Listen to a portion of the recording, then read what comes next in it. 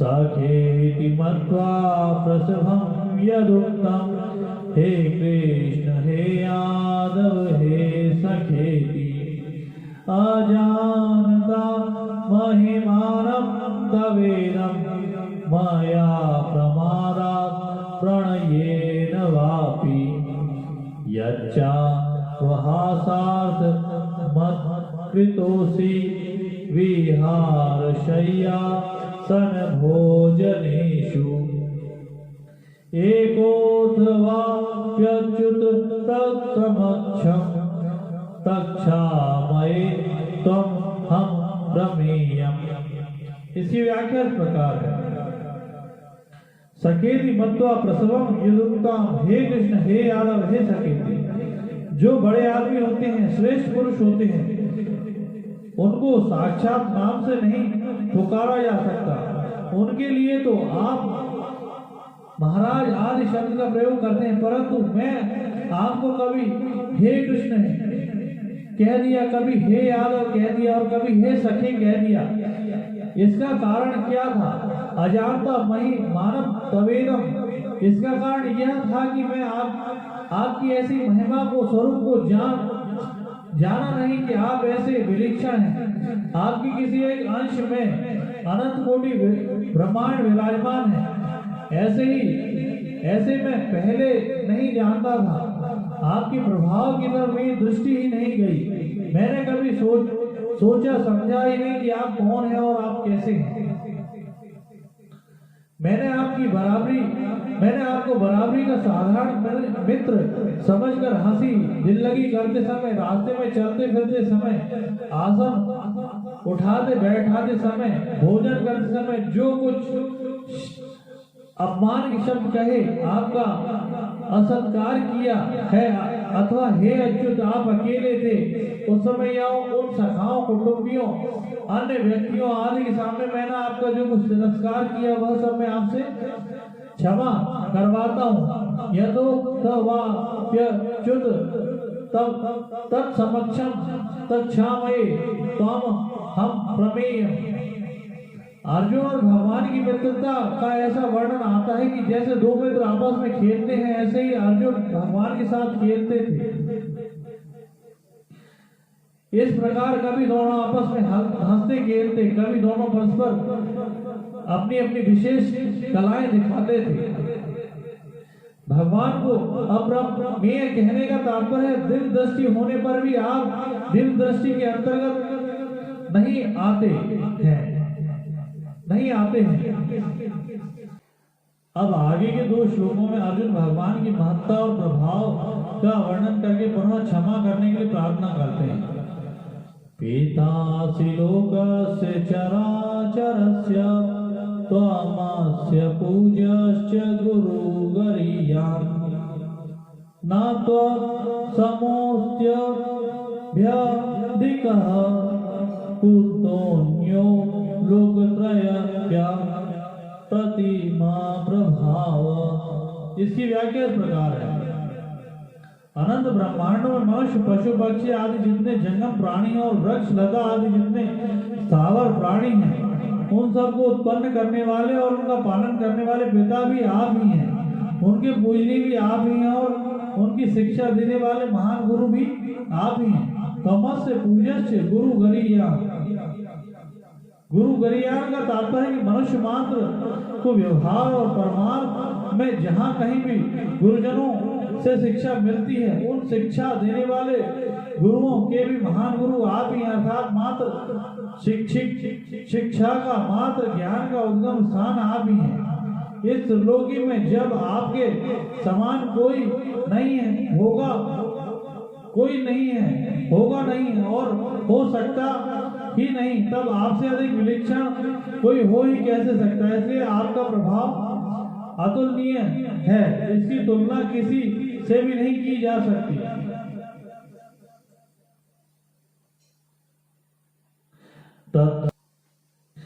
तस्मात् प्रणम्य प्रणिधाय कायं प्रसादयित्वं हमिषमीढायम्।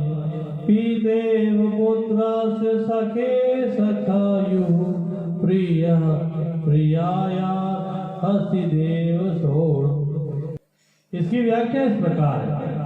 आप अनंत ब्रह्मांडों के ईश्वर हैं, इसलिए सबके द्वारा स्तुति करने योग्य आप ही हैं। आपके गुण प्रभाव महत्व आदि अनंत है। अतः ऋषि महर्षि देवता महापुरुष आपकी नित्य निरंतर स्तुति करते रहें तो भी पार नहीं पा सकते।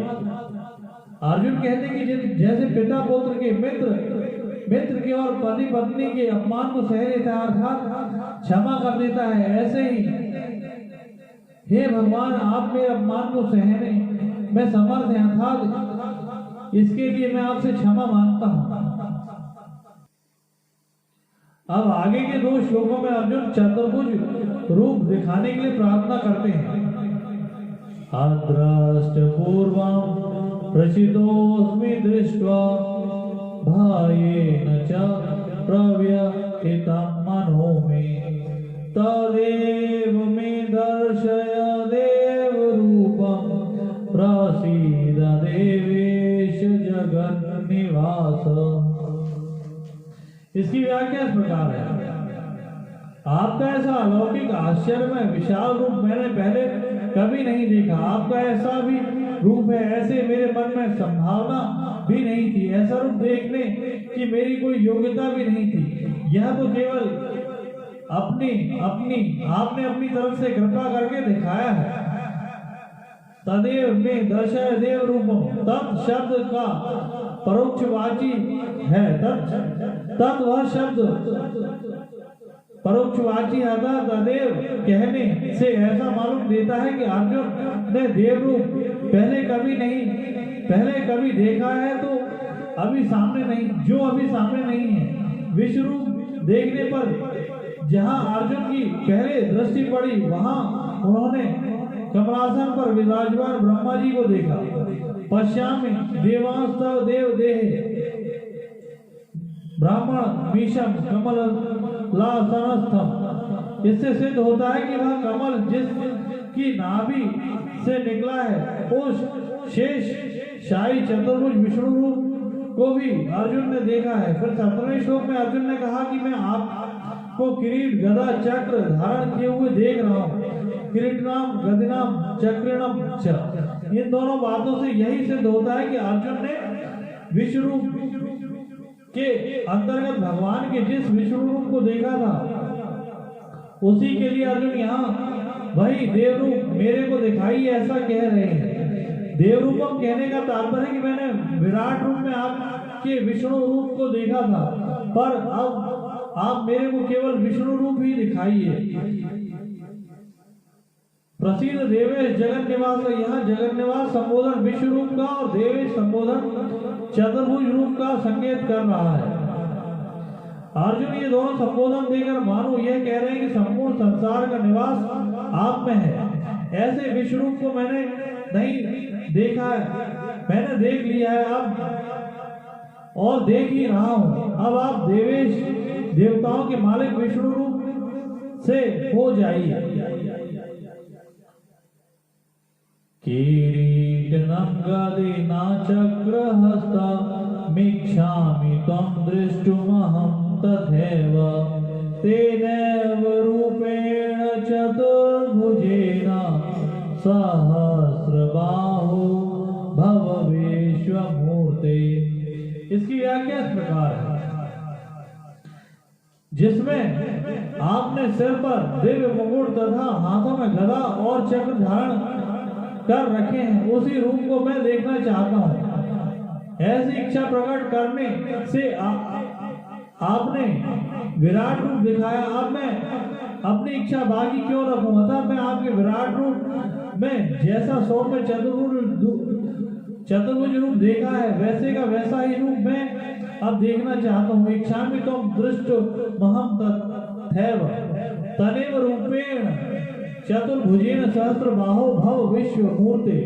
15वें और 17वें श्लोक में जिस विराट रूप में चतुर्भुज विष्णु रूप को देखा था उस विराट रूप का निषेध करने के लिए अर्जुन यहाँ एक पद देते हैं। तात्पर्य है कि तेन चतुर्भुजेन रूपेण ये पद चतुर्भुज रूप दिखाने के लिए आए हैं और एव पद विराट रूप के साथ नहीं है, ऐसा निषेध करने के लिए आए हैं, तथा भव पद हो जाइए ऐसी प्रार्थना के लिए आए हैं। पुरुषलोक में तदेव तथा यहाँ तथैव और तेनैव दोनों पद का तात्पर्य कि अर्जुन विश्व रूप से बहुत डर गए थे, इसलिए 3 बार एव शब्द का प्रयोग करके भगवान से कहते हैं कि मैं आपका केवल विश्व रूप ही देखना चाहता हूँ, विश्व रूप के साथ विश्व रूप नहीं, अतः आप केवल चतुर्भुज रूप से प्रकट हो जाइए। 31वें श्लोक में अर्जुन ने पूछा कि उग्र रूप वाले आप कौन हैं? तो भगवान ने उत्तर दिया कि मैं काल हूँ और सबका संहार करने के लिए प्रवृत्त हुआ हूँ। ऐसा सुनकर तथा अत्यंत विकराल रूप को देखकर अर्जुन को ऐसा लगा कि भगवान बड़े क्रोध में हैं, इसलिए अर्जुन भगवान से बार बार प्रसन्न होने के लिए प्रार्थना करते हैं। अर्जुन की इस भावना को दूर करने के लिए भगवान कहते हैं, श्री भगवान वाच माया प्रसन्नेन तवार्जुनेदं रूपं परं दर्शितमात्मयोगात् तेजोमयं विश्वमानन्तमाद्यं यन्मे त्वदन्येन न दृष्टपूर्वम्। इसकी व्याख्या इस प्रकार है, हे अर्जुन, तू बार बार यह कह रहा है कि आप प्रसन्न हो जाओ, तो प्यारे भैया मैंने तो यह विराट रूप तुझे दिखाया है, इसमें विकराल रूप को देखकर तू भयभीत हो गया, पर यह विकराल रूप मैंने क्रोध में आकर यह तुझे भयभीत करने के लिए नहीं दिखाया, मैंने तो अपनी प्रसन्नता से ही यह विराट रूप तुझे दिखाया है, इसमें तेरी कोई योग्यता पात्रता अथवा भक्ति कारण नहीं है। तुमने तो पहले केवल विभूति और योग ही पूछा था, विभूति और योग का वर्णन करके मैंने अंत में कहा था कि तुझे जहाँ कहीं जो कुछ विलक्षणता दिखे वहाँ वहाँ मेरी विभूति समझ। इस प्रकार तुम्हारे प्रश्न का उत्तर सम्यक प्रकार से मैंने दे ही दिया, परंतु वहाँ मैंने अपनी ही तरफ से यह बात कही कि तुझे बहुत जानने से क्या मतलब है, देखने सुनने समझने से जो कुछ संसार आता है उस संपूर्ण संसार को मैं अपनी किसी एक अंश में धारण करके स्थित हूँ। दूसरा भाव यह है कि तुझे मेरी विभूति और योग शक्ति को जानने की क्या जरूरत है, क्योंकि सब विभूतियां और योग शक्ति के आश्रित हैं और उन योग शक्ति का आश्रित मैं स्वयं तेरे सामने बैठा हूँ। यह बात मैंने विशेष कृपा करके ही कही थी, इस बात को लेकर ही तेरी विश्वरूप दर्शन की इच्छा हुई और मैंने दिल चक्षु देकर तुझे विश्वरूप दिखाया। यह तो मेरी कोरी प्रसन्नता ही प्रसन्नता है, तात्पर्य है कि इस विश्वरूप को देखने में मेरी कृपा के सिवाय दूसरी कोई हेतु नहीं है। तेरी देखने की इच्छा तो निमित्त मात्र है, इस विराट रूप को देखने में मैं किसी की सहायता नहीं ली, इस विराट रूप को दिखाने में मैंने किसी की सहायता नहीं ली, अभी तो केवल अपनी सामर्थ्य से ही तेरे को यह रूप दिखाया है। मेरा यह विराट रूप अत्यंत श्रेष्ठ है, यह मेरा विश्वरूप अत्यंत तेजोमय है, इसलिए ये दिव्य दृष्टि मिलने पर भी तुमने इस रूप को दुर्निरीक्ष कहा है। इस रूप को तुमने स्वयं विश्वरूप, विश्वमूर्ति आदि नामों से संबोधित किया है। मेरा यह रूप सर्वव्यापी है, मेरे इस विश्वरूप का देश काल आदि की दृष्टि से ना तो आदि है और ना अंत है, यह सबका आदि है और स्वयं अनादि है। तेरे सिवाय मेरे विश्वरूप को पहले किसी ने नहीं देखा। यह बात भगवान ने कैसे कही, क्योंकि राम अवतार में माता कौशल्या जी ने और कृष्ण अवतार में माता यशोदा जी ने तथा कौरव सभा में भीष्म, द्रोण, संजय, वेदों और ऋषि मुनियों ने भगवान की विराट रूप देखा था। इसका उत्तर यह है कि भगवान ने विराट रूप के लिए एवं रूप पद देकर कहा कि इस प्रकार ये भयंकर विश्वरूप को जिसके मुखों में बड़े बड़े योद्धा सेनापति आदि जा रहे हैं पहले किसी ने नहीं देखा है। भगवान ने यह तो कहा कि इस विश्वरूप को पहले किसी ने नहीं देखा, पर वर्तमान में कोई नहीं देख रहा है ऐसा नहीं कहा, कारण कि अर्जुन के साथ संजय भी भगवान के विश्व रूप को देख रहे हैं। अगर संजय ना देखते तो वे गीता के अंत में यह कैसे कह सकते थे कि भगवान के अति अद्भुत विराट रूप का बार बार स्मरण करके मेरे को बड़ा भारी विस्मय हो रहा है और मैं बार बार हर्षित हो रहा हूँ। 18वें अध्याय का 17वां श्लोक। विश्व रूप दर्शन के लिए भगवान की कृपा के सिवाय दूसरा कोई साधन नहीं है। इस बात का आगे के श्लोक में विशेषता से वर्णन करते हैं। ना वेद यज्ञाध्यय नैर्न दानेन च क्रियाभिर्न तपोभिरुग्रह एवं रूपः शक्य अलम्रलोके द्रष्टुं त्वदन्येन कुरु प्रवीरा। इसकी व्याख्या इस प्रकार है। यहाँ अर्जुन के लिए कुरु प्रवीर संबोधन देने का अभिप्राय है कि संपूर्ण कुरुवंशियों में मेरे से उपदेश सुनने की, मेरे रूप को देखने की और जानने की तेरी जिज्ञासा हुई तो यह कुरुवंशियों में तुम्हारी श्रेष्ठता है। तात्पर्य यह हुआ कि भगवान को देखने की, जानने की इच्छा होना ही वास्तव में मनुष्य की श्रेष्ठता है। वेदों का अध्ययन किया जाए, यज्ञों का विधि विधान से अनुष्ठान किया जाए, शास्त्रों का अध्ययन किया जाए, बड़े बड़े दान किए जाएं, बड़ी उग्र तपस्याएं की जाएं और तीर्थ व्रत आदि शुभ कर्म किए जाएं। ये सब के सब कर्म विश्व रूप दर्शन में हेतु नहीं बन सकते। कारण कि जितने भी कर्म किए जाते हैं उन सब का आरंभ और समाप्ति होती है। उन कर्मों के उन कर्मों से मिलने वाला फल भी आदि और अनंत वाला होता है। अतः ऐसे कर्मों से भगवान के अनंत असीम अव्यय दिव्य विश्व रूप के दर्शन कैसे हो सकते हैं? उसके दर्शन तो केवल भगवान की कृपा से ही होते हैं। एवं रूपः शक्य अलम न लोके दृष्टुम त्वदन्येन। मनुष्य लोक में इन साधनों से तुम्हारे सिवाय मेरे विश्व रूप कोई देख नहीं सकता। इसका अर्थ यह नहीं कि इन साधनों से तू देख सकता है। तुम्हारे को तो मैंने अपनी प्रसन्नता से ही रूप दिखाया है। संजय को भी जो विश्व रूप दर्शन हो रहे थे वह भी व्यास जी की कृपा से प्राप्त दिव्य दृष्टि से ही हो रहे थे, किसी दूसरे साधन से नहीं। तात्पर्य कि भगवान और उनके भक्तों के संतों की कृपा से जो काम होता है वह काम साधनों से नहीं होता। इनकी कृपा भी अहेतु की होती है। अर्जुन का भय दूर करने के लिए भगवान आगे के श्लोक में उनको देव रूप देखने की आज्ञा देते हैं। माते व्यथा मा च विमूढ़ भावो दृष्ट्वा रूपं घोरमिदृढमीदं व्यापेतभिः प्रीतमाना पुनस्त्वं तदेव मे रूपमिदं प्रपश्य। इसकी व्याख्या इस प्रकार है। विकराल दाढ़ों के कारण भयभीत करने वाले मेरे मुख में योद्धा लोग बड़ी तेजी से जा रहे हैं। उनमें से कई चूर्ण हुए सिरों सहित दांतों के बीच में दिख रहे हैं। मैं प्रलयकाली अग्नि के समान प्रज्वलित मुखों द्वारा संपूर्ण लोगों का ग्रसन करते हुए उनको चारों ओर से भक्षण कर रहा हूं। इस प्रकार मेरे घोर रूप को देखकर तेरे को व्यथा नहीं होना चाहिए, अब तू प्रसन्नता होनी चाहिए। तात्पर्य कि पहले तू जो मेरी कृपा को देखकर हर्षित हुआ था तो मेरी कृपा की तरफ दृष्टि होने से तेरा हर्षित होना ठीक ही था, पर यह व्यथित होना ठीक नहीं है।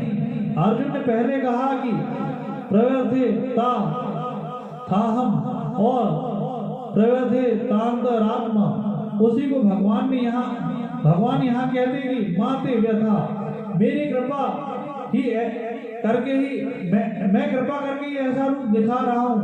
इसको देखकर तेरे को मोहित नहीं होना चाहिए। माचा विमूढ़ भावः।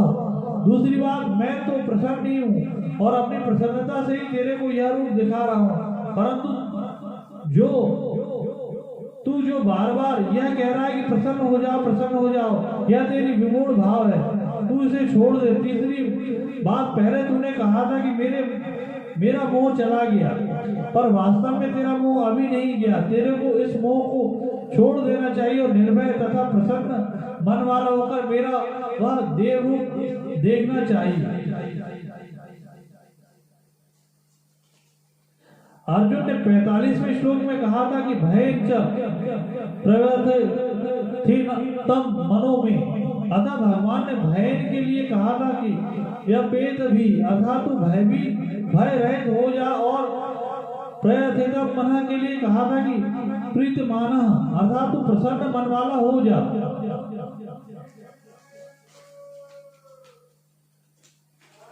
संजय और अर्जुन की दिव्य दृष्टि कब तक रही? संजय को वेद व्यास जी के युद्ध के आरंभ से मैं दिव्य दृष्टि दी थी, जिससे वे धृतराष्ट्र को युद्ध के समाचार सुनाते रहे, परंतु अंत में जब दुर्योधन की मृत्यु पर संजय शोक में व्याकुल हो गए, तब संजय की वह दिव्य दृष्टि चली गई।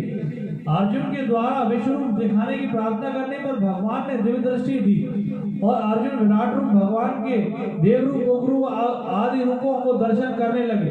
जब अर्जुन के सामने अच्युत रूप आया, तब वे डर गए और भगवान की स्तुति प्रार्थना करते हुए कहने लगे कि मेरे मन भय से व्यथित हो रहा है, आप मेरे को वही चतुर्भुज रूप दिखाइए। तब भगवान ने अपना चतुर्भुज रूप दिखाया और फिर द्विज रूप से हो गए। इससे सिद्ध होता है कि यहाँ तक ही अर्जुन की दिव्य दृष्टि रही। पूर्व श्लोक में भगवान ने अर्जुन को जिस रूप को देखने की आज्ञा दी, उसी के अनुसार भगवान अपना विष्णु रूप दिखाते हैं। इसका वर्णन संजय आगे के श्लोक में करते हैं। संजय उवाच इत्यार्जुनं वासुदेवस्तथोक्त्वा स्वकं रूपं दर्शयामास भूयः आश्वासयामास चाभीतमेनं भूत्वा पुनः सौम्य वपुर्महात्मा। इसकी व्याख्या इस प्रकार है। अर्जुन ने जब भगवान से चतुर्भुज रूप होने के लिए प्रार्थना की, तब भगवान ने कहा कि इस विश्व रूप को देखकर तू व्यथित और भयभीत मत हो, तू प्रसन्न मन वाला होकर मेरे इस रूप को देख। 49वां श्लोक। भगवान के इसी कथन को संजय यहाँ इत्यार्जुनं वासुदेवस्तथोक्त्वा पद से कहा है। तथा कहने का तात्पर्य कि जिस प्रकार कृपा के परवश होकर भगवान ने अपना विश्व रूप दिखाया था, उसी प्रकार कृपा के परवश होकर भगवान ने अर्जुन को चतुर्भुज रूप दिखाया है। भूया कहने का तात्पर्य है कि जिस देव रूप को अर्जुन ने विश्व रूप के अंतर्गत देखा था और जिसे दिखाने के लिए अर्जुन ने प्रार्थना की थी, वही रूप भगवान ने दिखाया। भगवान श्री कृष्ण ने अर्जुन को पहले चतुर्भुज रूप दिखाया, फिर अर्जुन की प्रसन्नता के लिए महात्मा भगवान श्री कृष्ण पुनः द्विज रूप मनुष्य रूप से प्रकट हो गए और उन्होंने विश्व रूप को देखने से भयभीत हुए अर्जुन को आश्वासन दिया। भगवान ने मनुष्य रूप होकर जब अर्जुन को आश्वासन दिया, तब अर्जुन बोले, अर्जुन उवाच दृष्टवेदं मानुषं रूपं तव सौम्यं जनार्दन इदानीमास्मि संवृतः सचेतः प्रकृतिं गतः। इसकी व्याख्या इस प्रकार है। आपके मनुष्य रूप में प्रकट होकर लीला करने वाले रूप को देखकर गाय, पशु, पक्षी, वृक्ष, लताएं आदि में पुलकित हो जाती हैं। ऐसे सौम्य द्विज रूप को देखकर मैं होश में आ गया हूँ और मेरा चित्त स्थिर हो गया है। इदा मस्मि संवृतः सचेतः। विराट रूप को देखकर जो भयभीत हो गया था, वह सब भय अब मिट गया, सब व्यथा चली गई और मैं अपनी वास्तविक स्थिति को प्राप्त हो गया हूँ। प्रकृतिगतः। यहाँ सचेता कहने का तात्पर्य कि अर्जुन की दृष्टि भगवान की कृपा की तरफ गई। तब अर्जुन को होश आया और सोचने लगे कि कहाँ तो मैं और कहाँ भगवान का विस्मय कारक विलक्षण विराट रूप। इसमें मेरी कोई योग्यता अधिकता नहीं है। इसमें तो केवल भगवान की कृपा ही कृपा है। अर्जुन की कृतज्ञता का अनुमोदन करते हुए भगवान कहते हैं, सुदुर्दर्शमिदं रूपं दृष्ट्वा न सीयन् मम देवा अप्यस्य रूपस्य नित्यं दर्शनकांक्षिणा। इसकी व्याख्या इस प्रकार है। शिव भगवान बोले, सुदुर्दर्शमिदं रूपं दृष्ट्वा न सीयन् मम। यहाँ सुदुर्दर्शन पद चतुर्भुज रूप के लिए आया है, विराट रूप या रूप के लिए नहीं। कारण कि विराट रूप की देवता भी कल्पना क्यों करने लगे, और मनुष्य रूप जब मनुष्य के लिए सुलभ था तब देवताओं के लिए वह दुर्लभ कैसे होता है। इसलिए सुदुर्दर्शन पद से भगवान विष्णु का चतुर्भुज रूप भी लेना चाहिए, जिसके लिए देव रूप और स्वयं के रूप पद आए हैं। भगवान ने यहाँ कहा कि मेरा यह जो चतुर्भुज रूप है इसके दर्शन बड़े ही दुर्लभ हैं। आगे 53-54 श्लोक में कहा कि इस चतुर्भुज रूप के दर्शन वेद, यज्ञ, तप, दान आदि साधनों से नहीं हो सकते, अपितु इसके दर्शन तो अनन्य भक्ति से ही हो सकते हैं। अब यहाँ एक शंका होती है कि देवता भी इस रूप के दर्शन की नित्य आकांक्षा रखते हैं, फिर उनके दर्शन क्यों नहीं होते, जबकि भगवान के दर्शन की नित्य लालसा रहना अनन्य भक्ति ही है। इसका समाधान यह है कि वास्तव में देवताओं की नित्य लालसा अनन्य भक्ति नहीं है। नित्य लालसा रखने का तात्पर्य है कि नित्य निरंतर एक परमात्मा की लालसा रखना और दूसरी कोई लालसा न रहे। देवा भी कहने का तात्पर्य है कि जिन पुराणों के कारण देवताओं को ऊंचे ऊंचे पद मिले हैं, ऊंचे ऊंचे भोग मिले हैं, उन पुराणों के बल से, पद आदि के बल से वे भगवान के दर्शन नहीं कर सकते।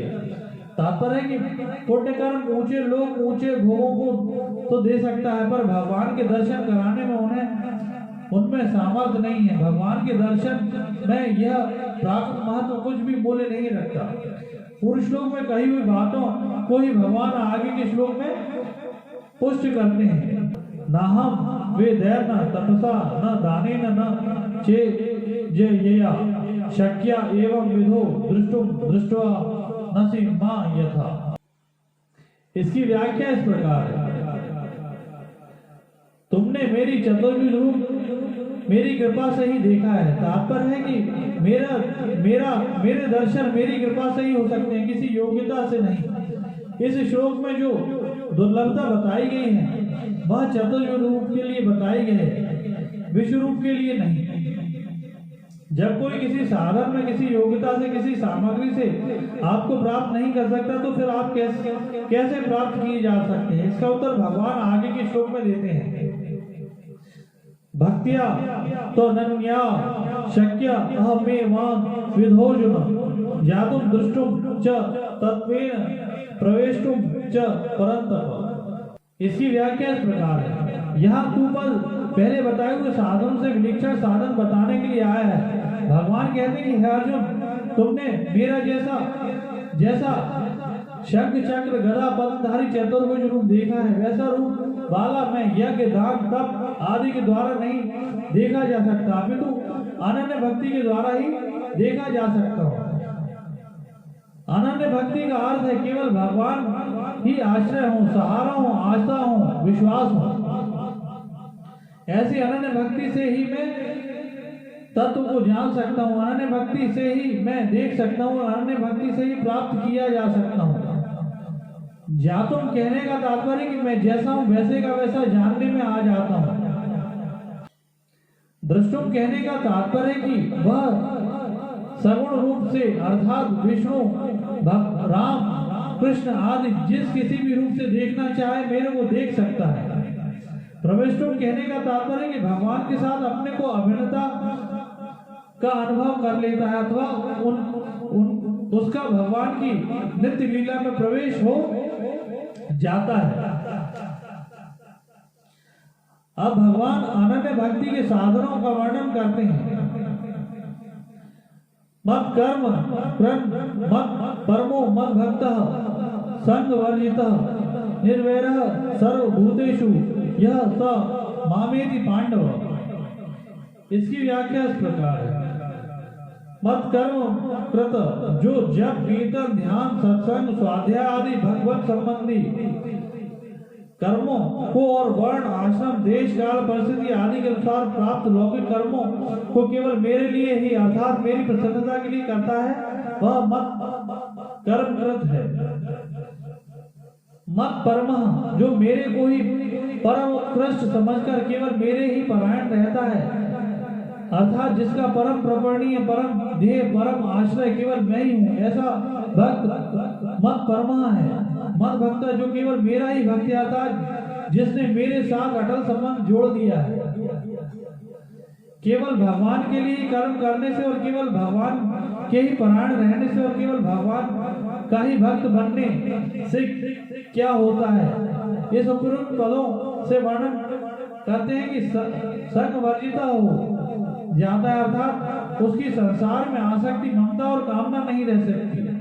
आसक्ति ममता और कामना से ही संसार के साथ संबंध होता है। वास्तव में अनन्य प्रेम होते ही आसक्ति आदि का अत्यंत भाव हो जाता है। संग वर्जिता और निवेरा सर्वभूतेषु, इन दोनों का वर्णन करने का तात्पर्य है कि उसका संसार से सर्वदा संबंध विच्छेद हो जाता है। यह बताने में संसार से संबंध विच्छेद होने पर स्वतः सिद्ध परमात्मा की प्राप्ति हो जाती है। समामेति, ऐसा वह मेरा भक्त मेरे को ही प्राप्त हो जाता है। समामेति से तत्व से जानना, दर्शन करना और प्राप्त होना, ये तीनों ही बातें आ जाती हैं जो कि पीछे के श्लोक में बताई गई हैं। तात्पर्य है कि जिस उद्देश्य से मनुष्य जन्म हुआ है वह उद्देश्य सर्वदा पूर्ण हो जाता है। ओम तत्सदिति श्रीमद् भगवद गीतासु उपनिषत्सु ब्रह्म विद्यायाम योग शास्त्रे श्री कृष्ण अर्जुन संवादे विश्व रूप दर्शन योगो नाम एकादशोऽध्यायः। इस प्रकार ओम तत्सदित भगवान नामों के उच्चारण पूर्वक ब्रह्म विद्या और योग शास्त्र में श्रीमद् भगवद गीता उपनिषद रूप श्री कृष्ण अर्जुन संवाद में विश्व रूप दर्शन योग नामक 11वां अध्याय पूर्ण हुआ।